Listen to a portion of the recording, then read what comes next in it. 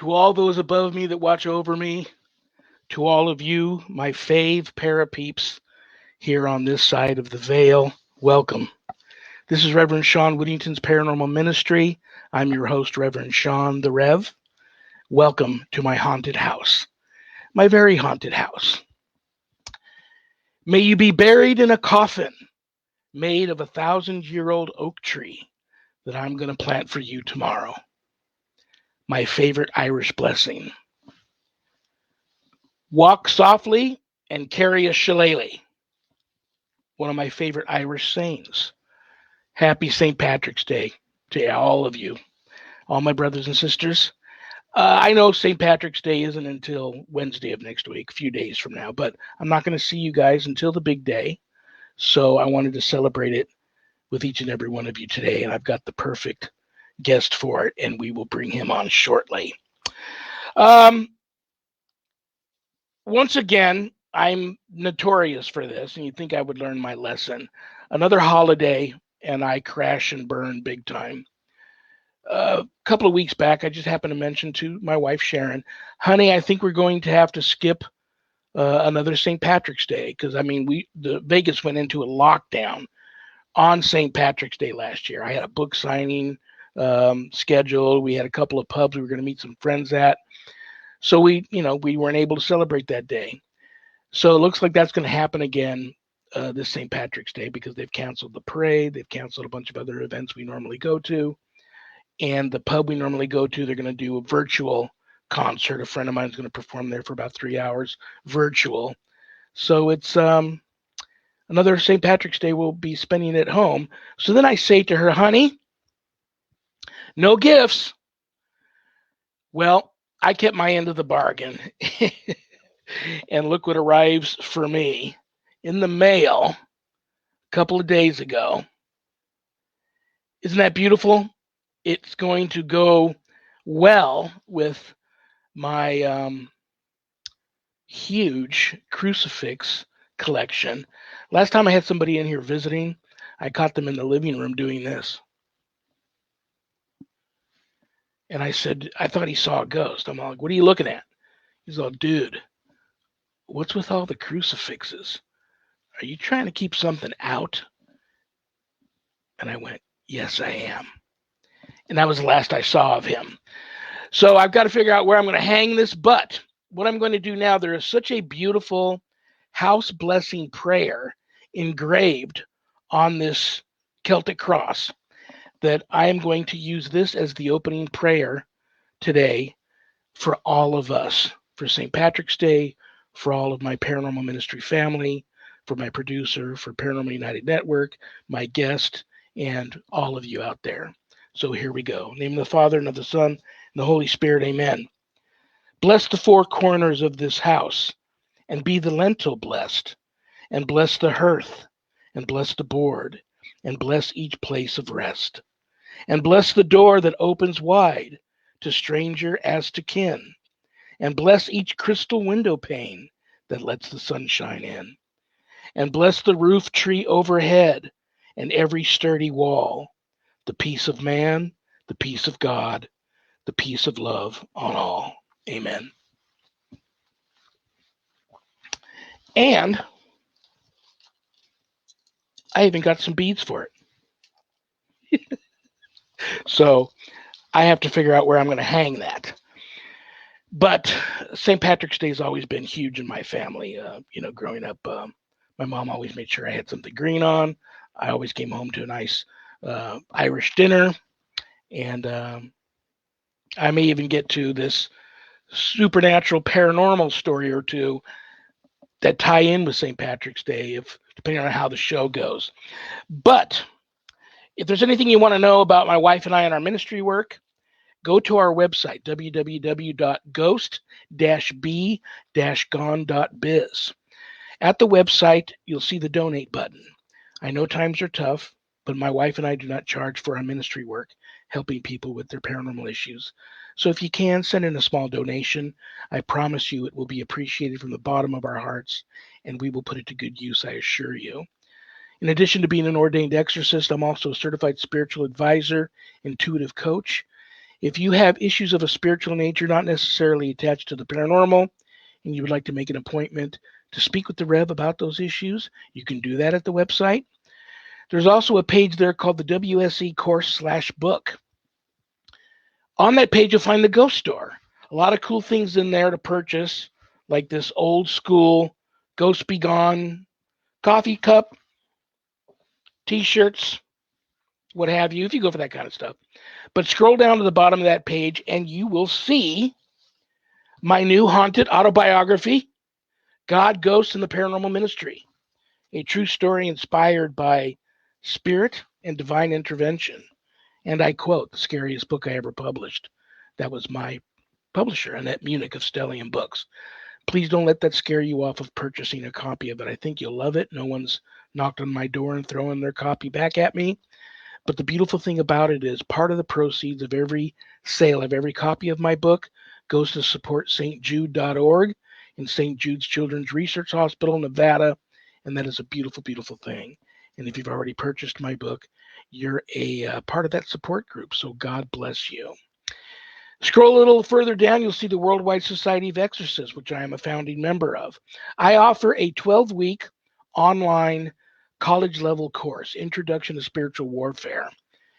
If you are a spiritual warrior, a warrior for Christ, and you feel a calling and a hunger to want to know, have more knowledge on how to properly draw your line in the sand and put up a good fight against true evil, God forbid it ever comes calling, that's the course for you. All of my graduates receive a stunning diploma, certificate of completion, suited for framing, along with some other very special blessed items that you can only get from yours truly, the Rev. So you can enroll in the course there on the website. If you just want some more information about it, there's a Worldwide Society of Exorcists Facebook page. You can go there and read a little bit more about the course. Please keep all of my former, current, and future students in your prayers too. All right, guys. The reason why you all have come here, and before I bring them on, we try to get to we try to post all your comments. We try to answer all your questions. Sometimes, depending on how the conversation goes, we're not able to. I give you all permission to reach out to me personally and reach out to my guest personally after the show.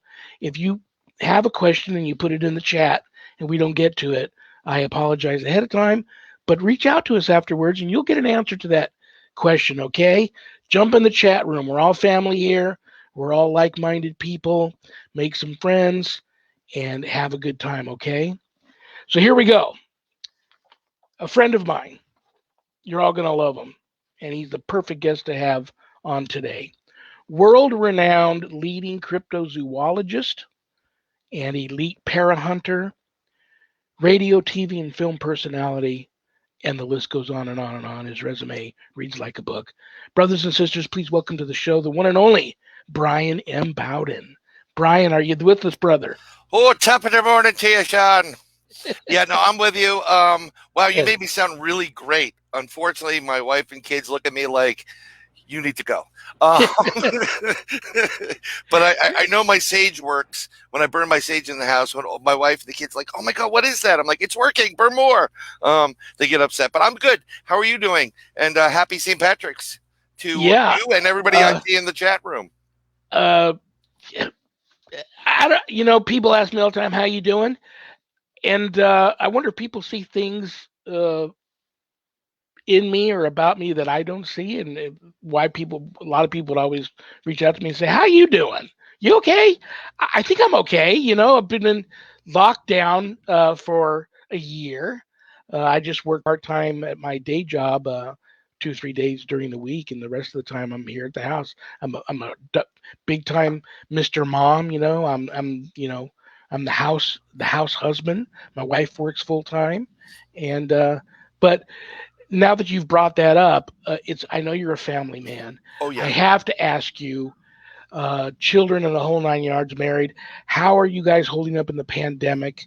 And is everybody that is close to you that you love healthy and doing good?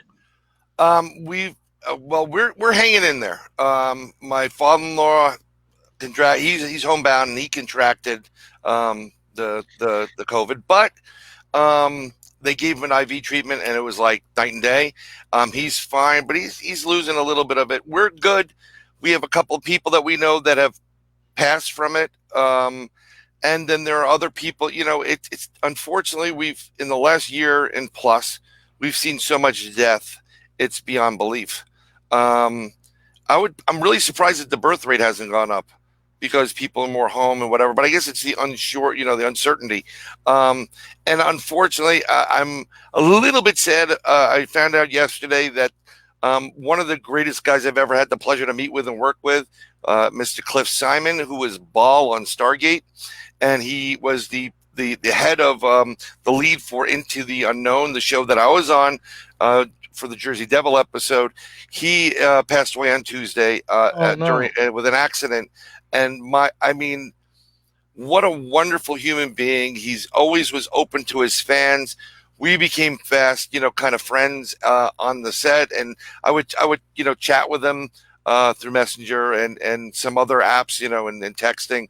And it was an accident through some kite sailing, but he lived his life the way he wanted to. I just feel, sad that the world is losing somebody that is so sweet and wonderful. He did bull terrier rescue. Both him and I had bull terriers. And I wanted to get 2 new ones. I said, while we were on the set, I said, I'm going to get 2 new bull terriers. And one, I want to be a black bull terrier. I'm going to call it Anubis. And I want a brownish one, and I'm going to call it Ra. And he, without missing a beat, he goes, Ball's a good name because he played ball on the thing. So it really hit me hard, actually, yesterday.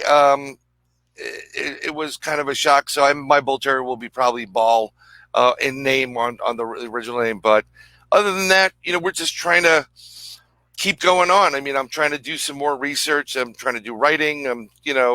We're moving over to this type of platform to do my show as well as the show I do with Ron Murphy.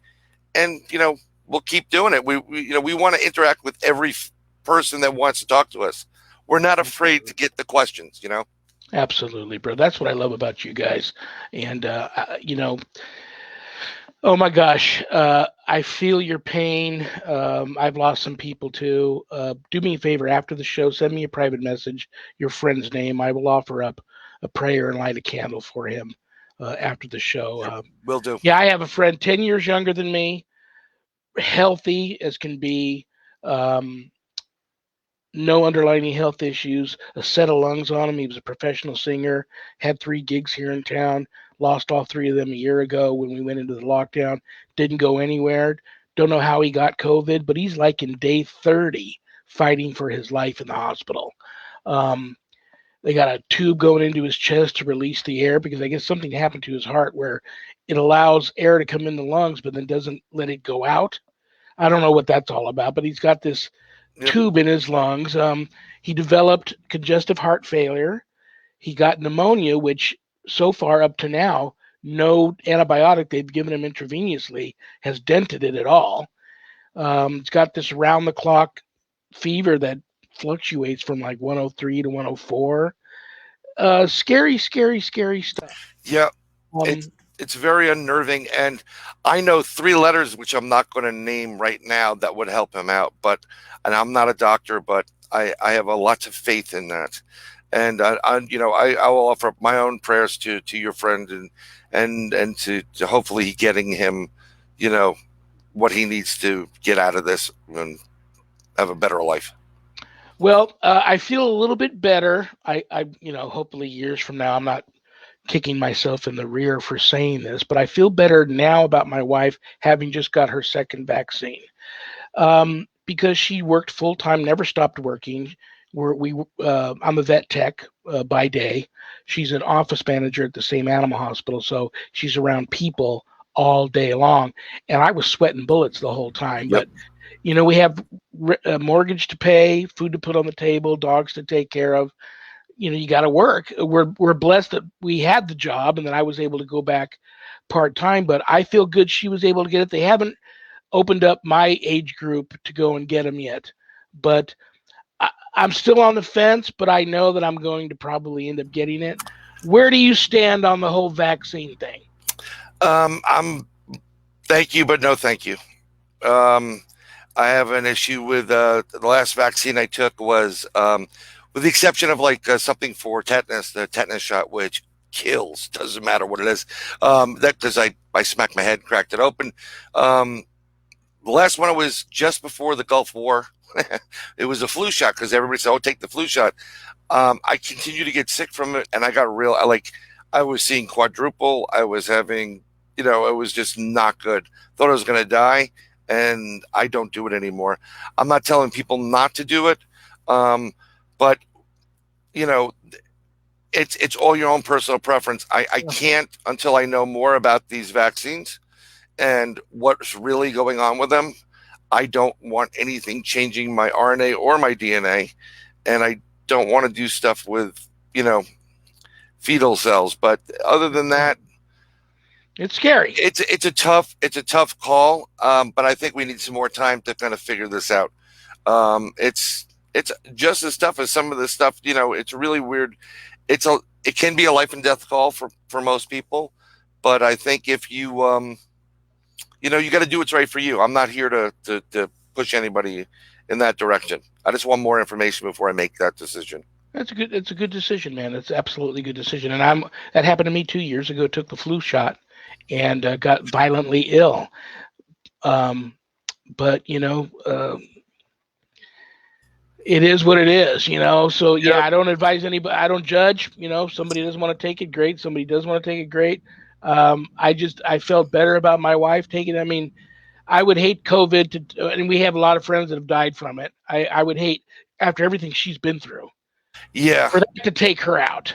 Yeah. So hopefully I'm not, like I said, years from now, finding something out about this vaccine that they either hid from us or didn't know, and it turns out to be a nightmare. That would be not good. But I'm, like I said, I'm in constant prayer. And that's what I'm worried about. That's why I have to, I'm like that way. I'm not anti-vaccine whatsoever. But like in regards to my children, I made them break up shots. So my doctor hated me. Our kid's doctor's like, I hate you. But instead of giving MMR, we did M, and then R. And it's like, that's 3 extra shots. I'm like, that's fine with me, because I want to give the small bodies a chance to adjust to these things before overwhelming them. So we're gonna take it, day by day. We'll figure it out. Maybe we'll move to warmer climates, and hopefully that sun helps out. But we're not risking. We're not going out licking flagpoles or yeah. going to O'Reilly's and like sucking back on a couple of drinks that weren't cleaned.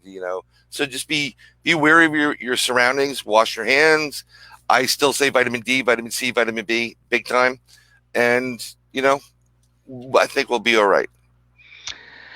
Well, listen, St. Patrick's Day is next Wednesday, just a few days from now. Do you have a supernatural or paranormal St. Patrick's Day story in your many years of doing what it is you do? Well, my stories, and I don't have a major league St. Patrick's Day story, because most of the time when in my heyday I would be drinking, and I wasn't worried about, there were no poltergeists or paranormal. But I happen to live in an area that has quite a lot of individuals that are from Ireland, and they made their family here. If you can hear, that is a siren. I apologize, but I am in New York City. That happens. Yeah. But we have a very large Irish community here, and there was a gentleman that apparently came from the U.S., and he wanted to get back to his Irish roots. He had this, he was hearing from all the family that would come over how beautiful it was, and that they had an area or a couple of acres of land or property over in the country in Ireland. And he said, you know what, nothing really is good here. I want to go back there. I want to experience that. I want to get back to my roots. So he left here, and he went to live. That his choice was, I'm going to live in Ireland. I'm going to do the reverse of what some of my family members have done. And he was going to become a farmer, and he wanted to build, another property on there. He had some money. He used to do carpentry. So he went out to the property, and they had I don't know how many acres it was, but it was enough for a farm. It could have been close to 100 acres if I'm correct. And on the property, he would go there, start situating and planning where he's going to put his home and where the farm's going to be. And he'd go to the local pub, hang out with them, and they would tell him all the folklore and stories. You got to watch out for the wee people. Watch out for him because, and he's like, oh yeah, leprechauns. And he wasn't taking it serious enough. And they tell him like, no, lad, you got to watch out for the wee people. You got to be careful of the leprechauns and the fairies and the sprites, and there are elementals here. And he's like, what's an elemental? Well, it's that being, that entity that lives between the real world and the world of what we call the goblin universe, that strange paranormal land. And if you're not respectful of these people, they're gonna these little people, they're gonna come and mess you up. So he wasn't too big on listening to that, and he started cleaning out his land, and he started clearing things. Now, something that's very important is, if you ever come across a ring of flowers on the ground, okay, do yourself a favor, and if it makes a ring, if you're looking at it from a distance and it kind of makes a ring of flowers, that's a fairy ring, and fairies are everywhere. But that's not to be confused with is that the same as a fairy mound?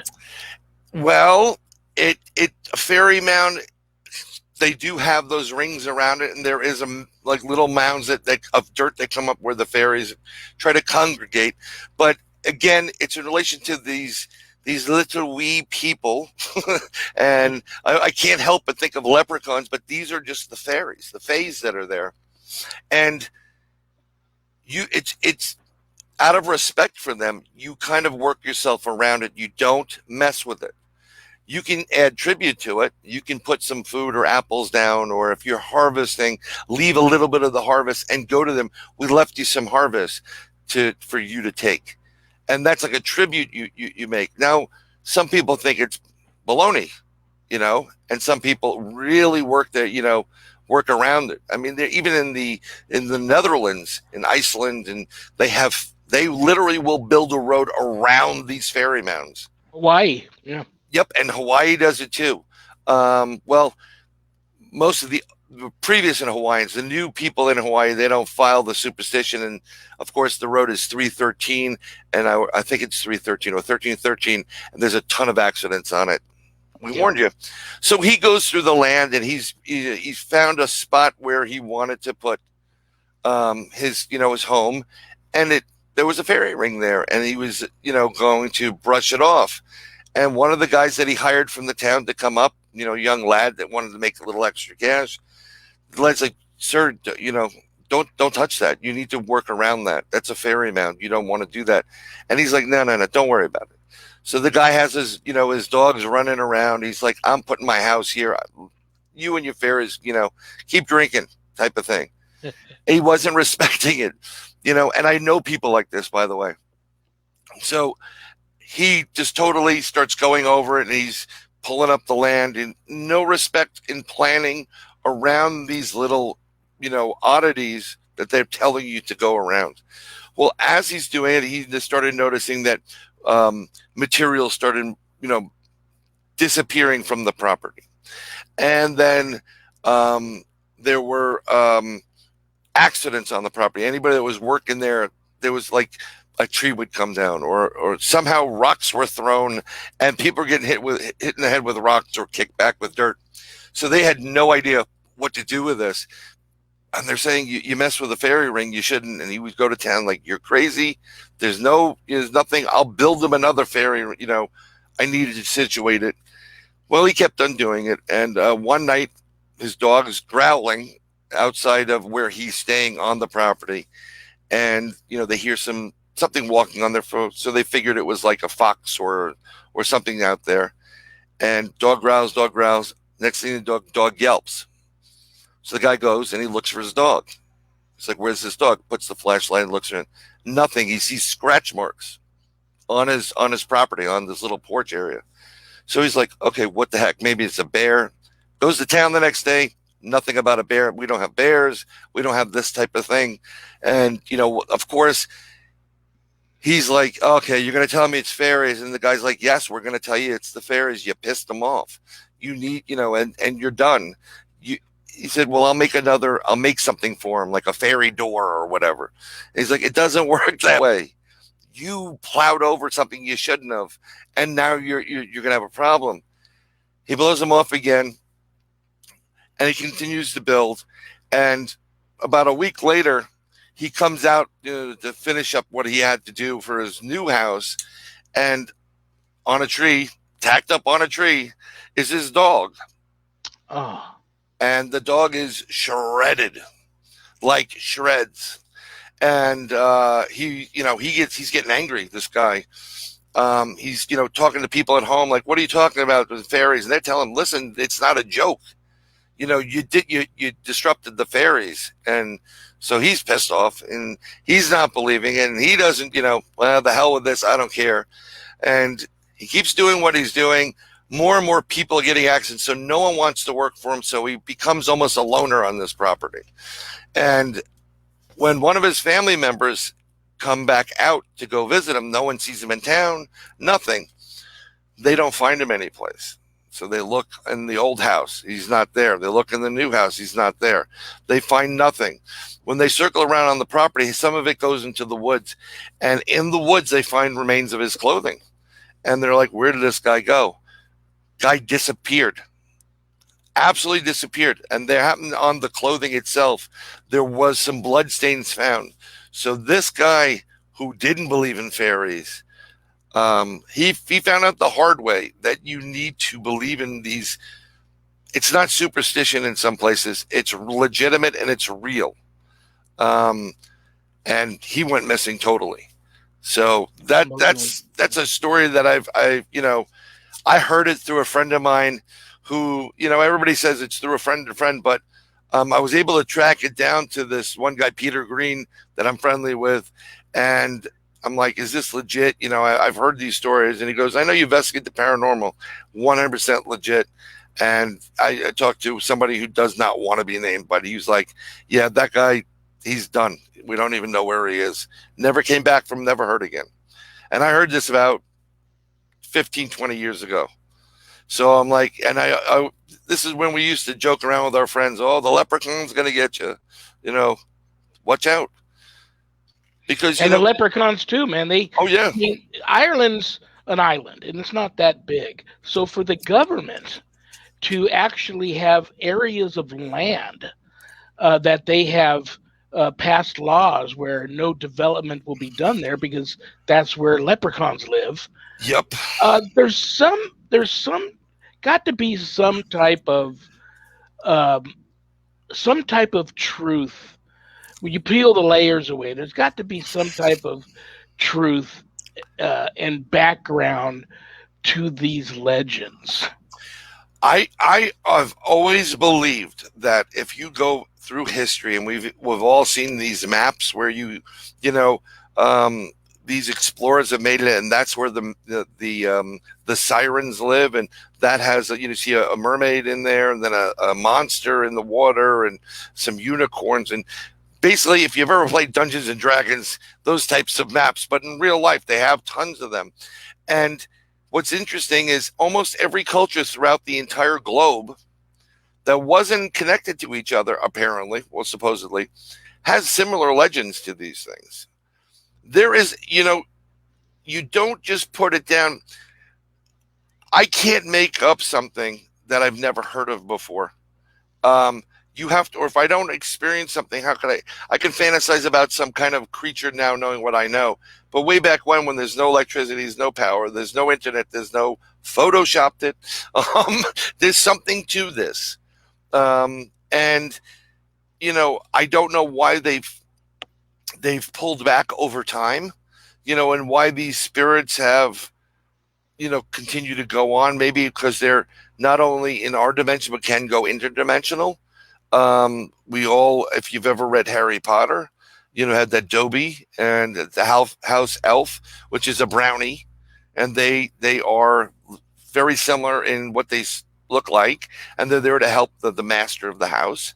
It's like having a big pit bull there, but they clean and they do what they do to take care of you. But what's very interesting about all this legendary stuff, especially with Ireland and the leprechauns, and even though you think these are cute little things like a little man that's green and hat, and every tale is the same.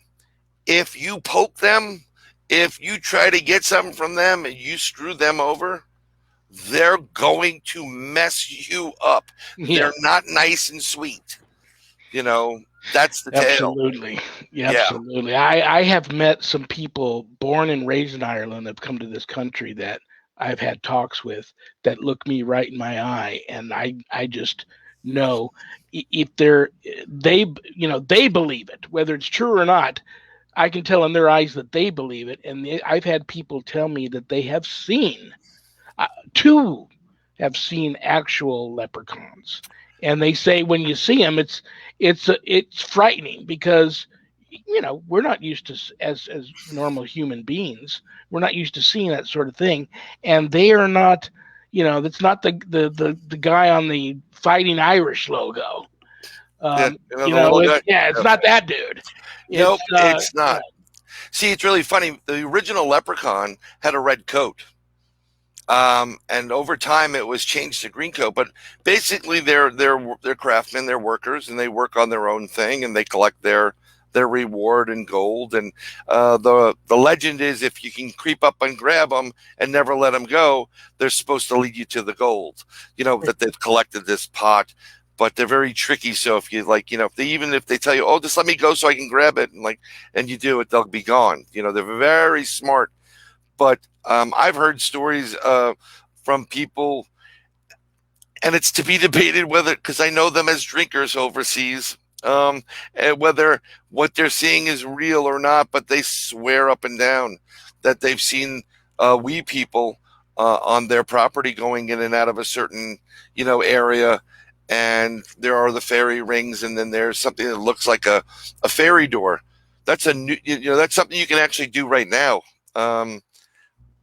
There was a case once of this little girl that was sitting around, and she learned about fairies, and someone mentioned you can make your own fairy door, and I'll bring the fairies to you, and you'll let them come into your room.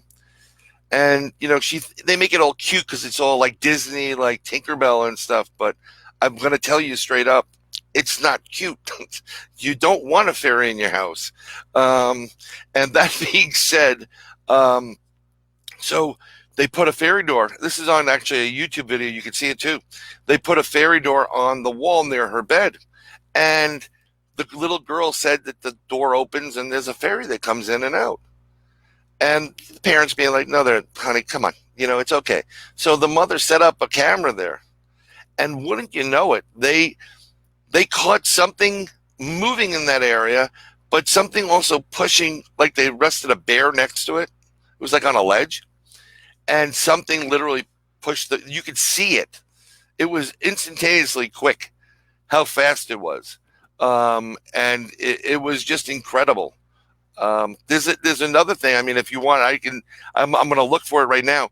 I went out once, and we went to this one mountain up in upstate New York, and it's called Ninda Mountain. And what's interesting about the mountain itself is the fact that they have stone chambers there, ancient stone chambers.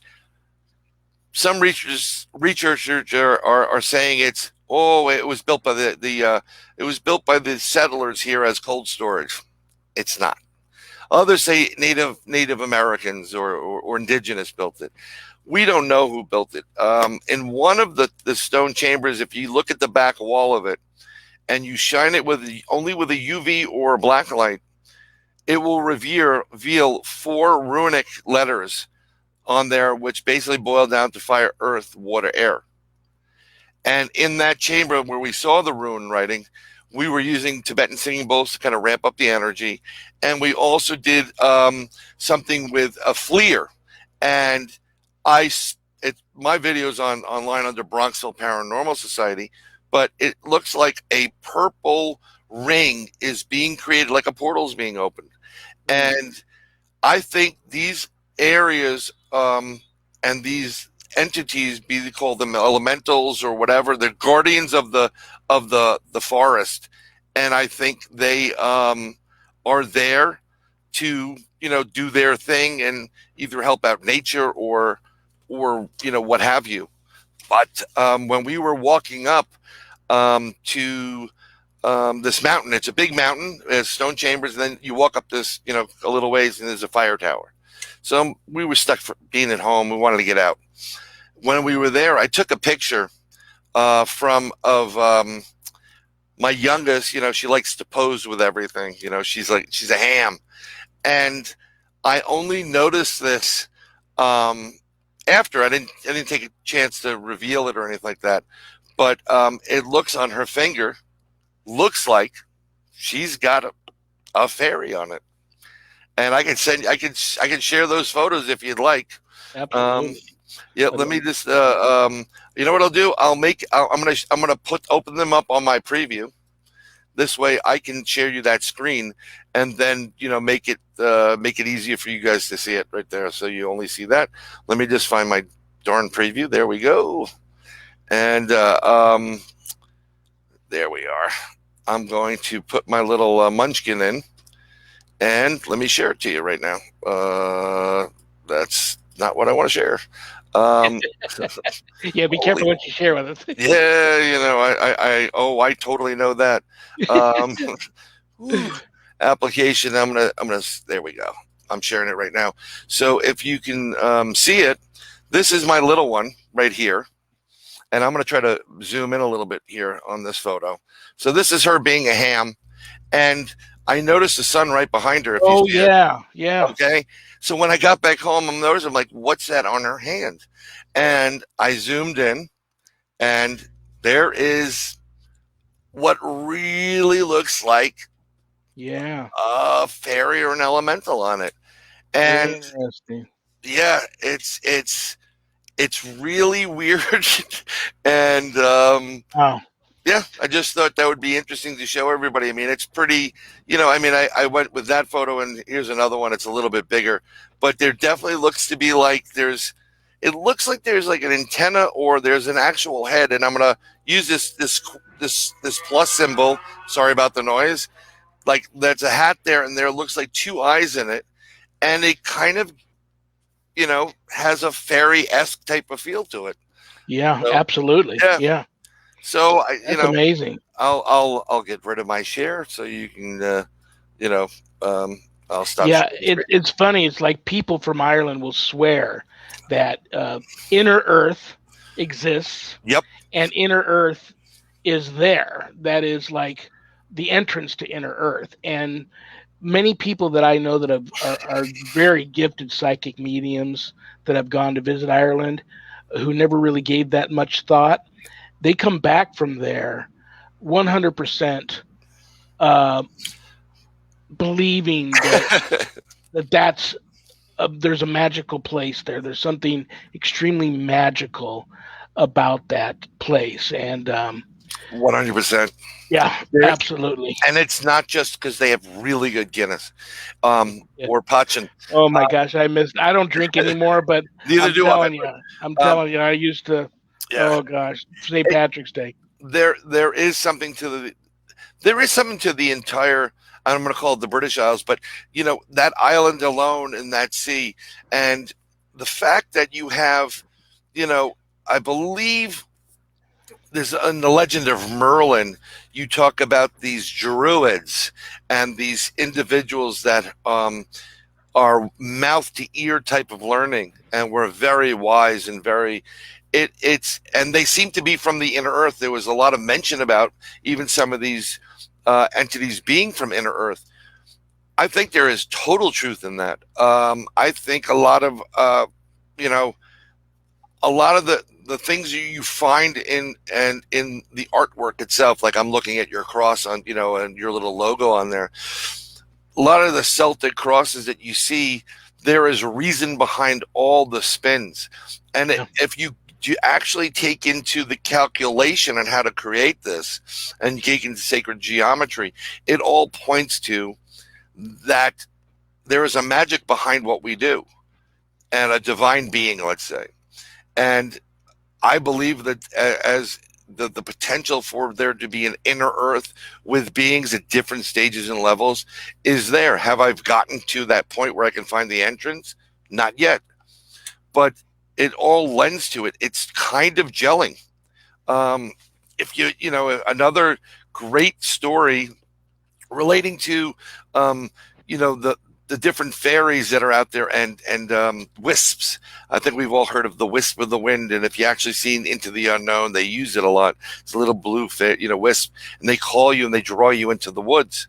Well, there were these kids that were playing outside, and like typical kids would do after school, and they got drawn into the woods and get drawn, and they saw this little light, and they kept following it, and they got deeper and deeper and deeper and deeper, and they ended up in some cave. It got dark, and they ended up in some cave, and they were like, okay, we better stay here. They followed the wisp in there, and they kept killing, they're calling, calling their name, pulling them in.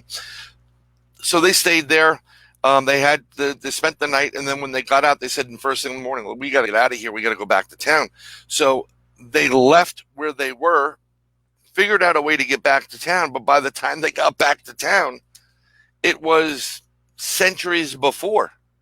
Wow. So they left in the 20th century, and they went back to the 15th, and they were looking around like, what, and they started to get upset, and they didn't know, they no parents. How are we going to get home?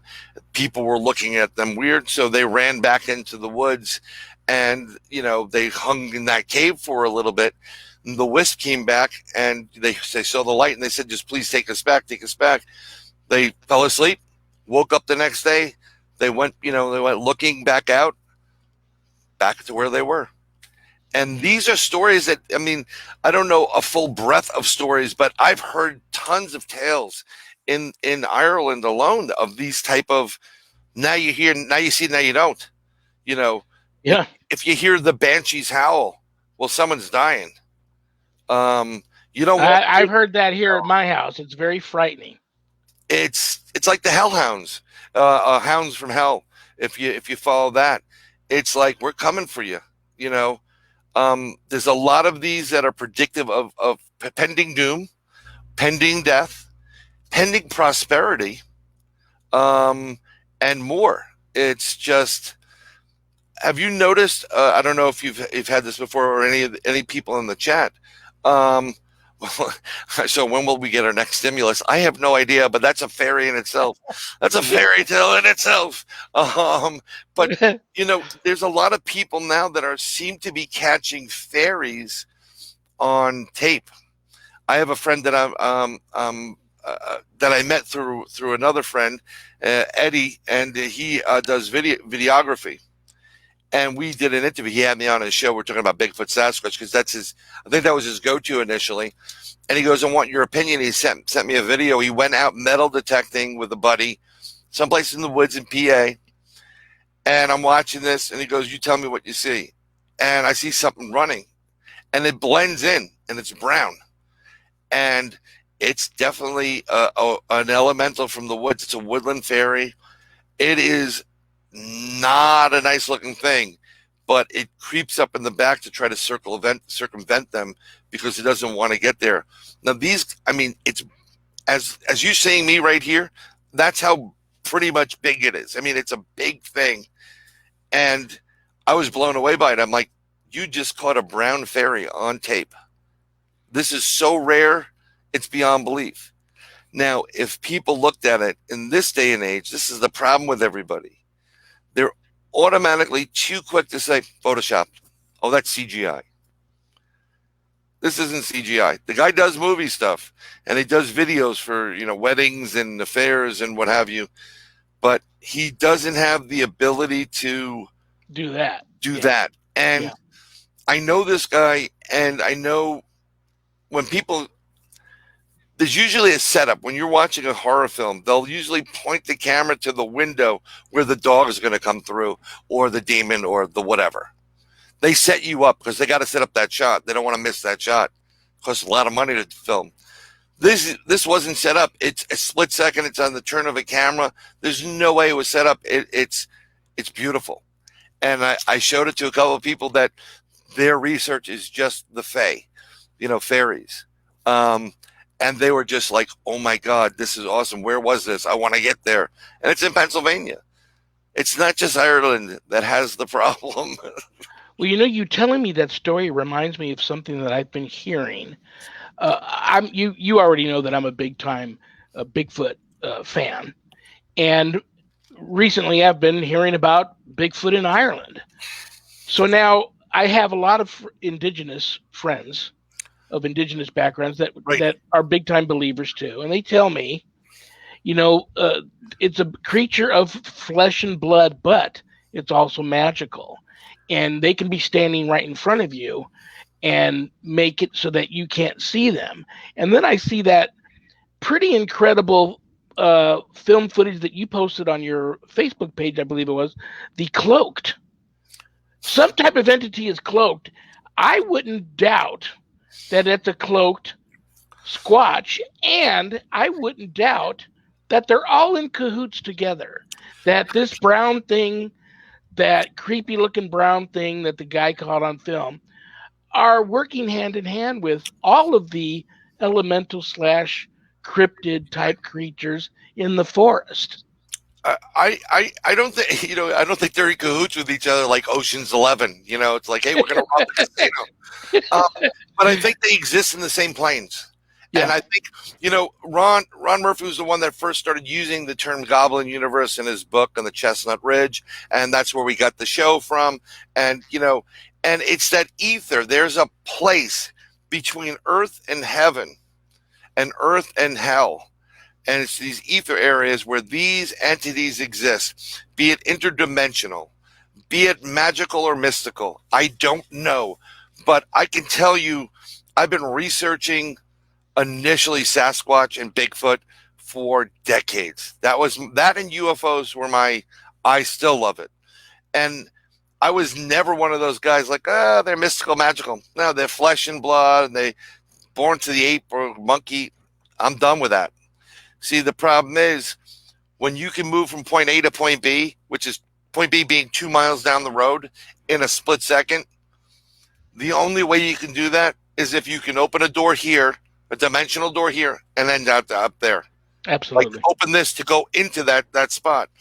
So my whole research has changed dramatically. I think there is something magical about them. They tend to disappear, just like the elementals will disappear. It's not just blending in.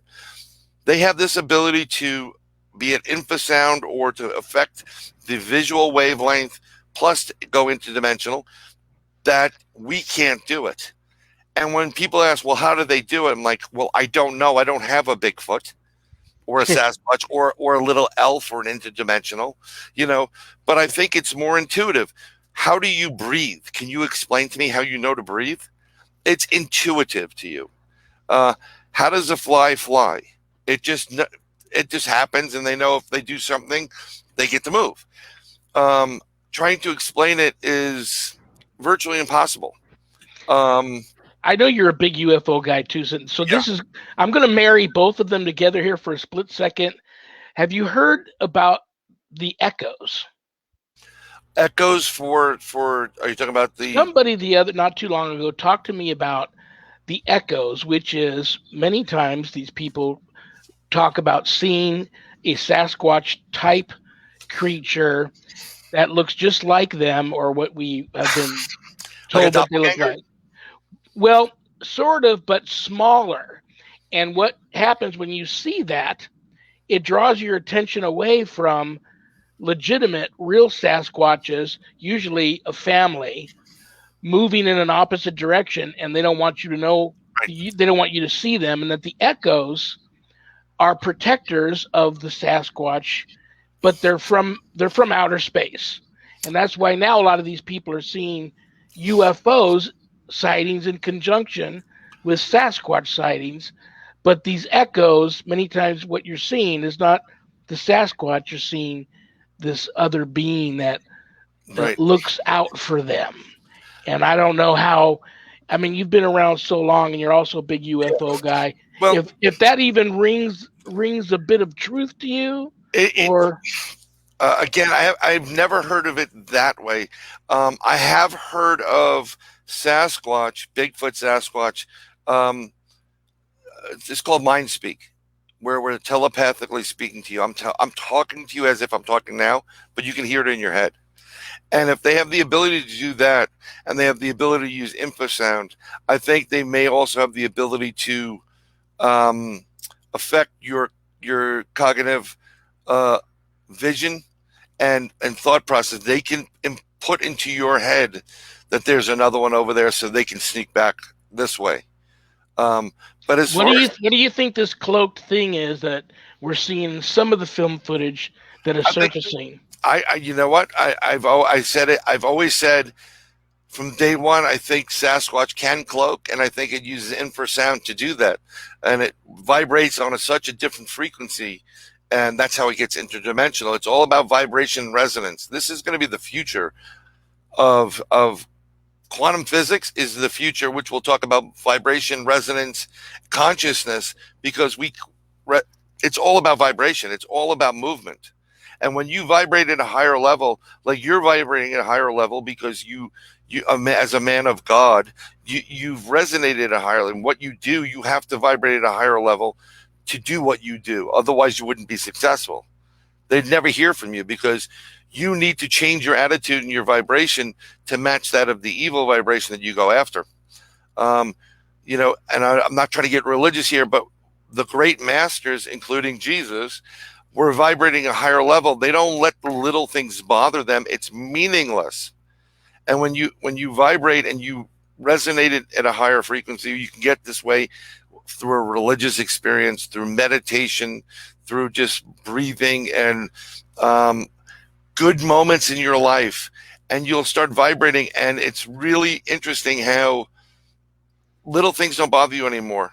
And I think what happens with these Sasquatches, they vibrate and they affect the visual spectrum, and they're able to go into different spectrums to, one, cloak themselves, but also, two, the ability to disappear. There's stories of Sasquatch just doing this and they're gone. Yeah. I mean, there's Jay Bachochin has a movie called Finding Jay that he put out, and I had him on the show, and I'm like, there's one moment where they're standing in front of this bush where they had an experience the night before, and the tree, it was like, normally like this, started bending. And I'm like, it's right in front of your face and you don't even realize it. Yeah. Because if you can change interdimensionally, if you can go from the physical space of the earth interdimensional, then you can change. This is why all these footprints, when you're walking, they just disappear. Like, where'd they go? Well, they weren't beamed up by aliens. They went interdimensional. They changed their mass. They changed their figures, their forms, their molecular structure. And that's how, in that process, I think they generate light. I don't think there's a huge connection to UFOs and Bigfoot or Sasquatch being their pets. I think that's a load of bunk. That's a cop-out. And the new thing that's a cop-out now is, and they're trying to do it because they've breached every idea out there, is the elongated skulls in Caracas, the alien head skulls. Yeah. They're Bigfoot now, according to some of these people. They're trying to say they're Bigfoot, and they're not. They're elongated skulls. I would think they're more extraterrestrial than Bigfoot. I don't think Bigfoot had anything to do with it. They're just trying to force a connection because they don't have an answer for anything else. People don't want to do the research. Let me tell you, it sucks being in the woods. It's cold, and you're sitting on bare whatever, and things are crawling on you, and, for hours at a clip, and you have no idea what's around you. It's terrible. Most of these people you see, they don't do that. They come up with theories. I mean, I was raised in Colts Neck, New Jersey, and I don't know about any of this stuff. I started seeing spirit when I was young, but all the stuff in the woods, that no one ever warned me about anything. But why is it that the woods are so scary? Well, again, our psyche, when we did an investigation, she said you're going to be met by the guardians of the forest. And the guardians of the forest that are the same guardians that the indigenous people talk about. Bigfoot is a guardian of the forest. Bigfoot protects that, and that part of the land. elves protect it. Different fairies have different tasks for different, for winter, there's winter fairies, there's spring fairies, summer, fall. These are all part of it. Just because you don't want to believe it doesn't mean it's not there. And that's why it's scary, because to be honest, they're not nice. It's not cute and fun. And, everybody tries to put a humanistic type of spin on everything to make it nice and fun, like Disney. But to be honest, most fairies, they're nasty. Yeah. Yeah. And you mess with, they're really nasty. And then they can change into things and make you think you're talking to a demon, but you're talking to a fairy. And they'll scratch you, they'll bite you, they'll try to kill you. It's that's why the woods are so scary. I always, before we go in the woods, I say a couple of prayers. I always burn incense. Be it with my wife and family, or when we're doing an investigation with my buddy Al, we burn incense. We do holy oil. We cover Jewish prayers, regular Christian prayers, some Buddhism.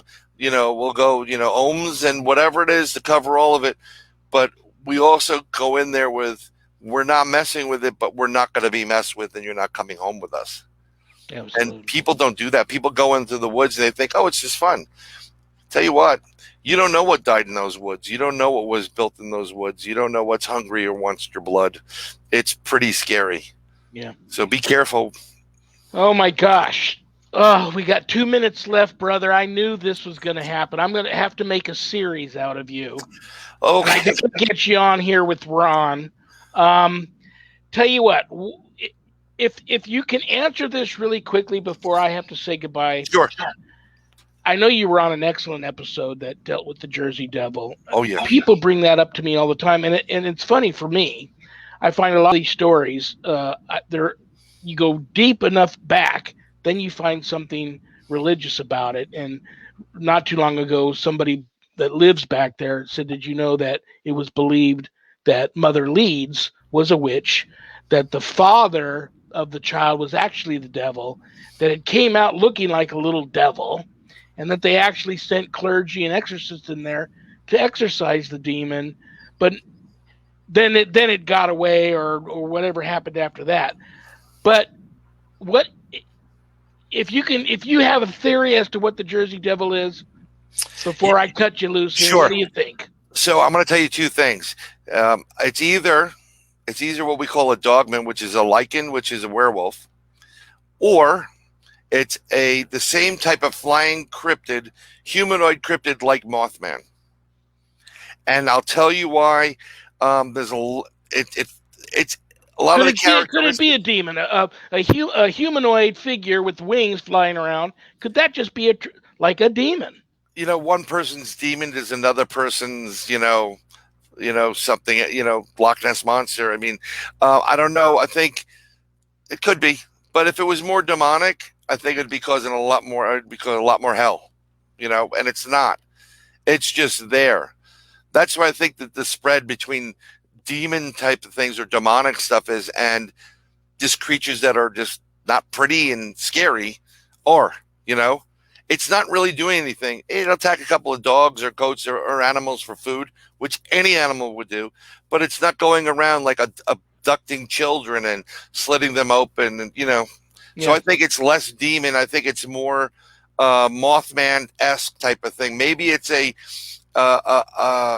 precursor or a warning for something ill will to come, like a prophet would.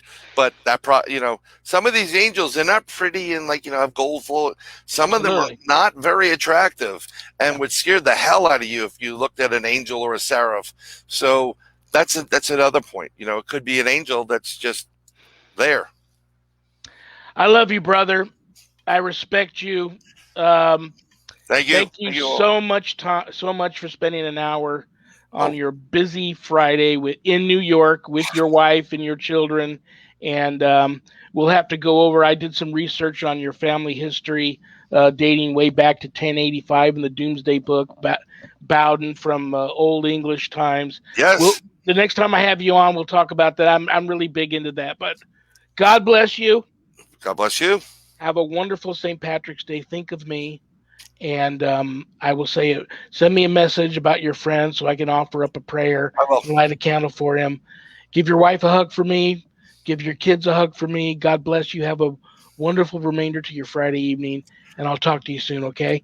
You got it. And hugs and kisses to everybody in the family. I thank everybody for being here, and just have a little bit more of an open mind. Be skeptical, be question things, but have a little bit more of an open mind. And Absolutely. may the Lord bless everybody. God bless you, brother. I'll talk to you soon. You got it. Bye. Good night. Oh, gosh, brothers and sisters and my paranormal ministry family. Um, yeah. Be careful out there. Have an open mind. Be careful. Raise your vibrational level up. Don't let the small things bug you. And be careful. And let me take this moment to thank my beautiful, passionate, talented producer, Adrian Hart, aka Ghost Granny, founder of Desert Heart Paranormal and co owner of the Paranormal United Network. And I want to thank them for simulcasting my show on their Facebook Live page and some of their other social media platforms. Guys, go over to the Paranormal United Network Facebook Live page sometime. Check out their lineup. If you like my show, they have a lot of shows over there, a lot better than mine. You'll love it over there. Check them out. Give them a like. Follow their network. A lot of great things are happening over there for them. And I will be back here next Friday with another all new live episode of the Paranormal Ministry. That will be Friday, March 19th. Oh my gosh. Plan to buckle your seatbelts for this guest. If you don't already know her and love her, you're not going to forget her because there's no one like her. There's only one. She's a one of a kind. The rock psychic herself, Chicky Hot, will be here next Friday. And I expect you all to be here and give her a warm, love, and light welcome to that. So, guys, have a wonderful St. Patrick's Day. And I'll be thinking about all of you. And stay beautiful. Stop the anger. Stop the violence. Anger is just a punishment that we put on ourselves for somebody else's mistake. Thank you all so very much from the bottom of my heart for tuning in. I'll see you all next Friday. On that note, good night, Harold. Rest in peace. Good night, Ernie. Good night, Bill. Good night, Dan. God bless you, everyone. Peace.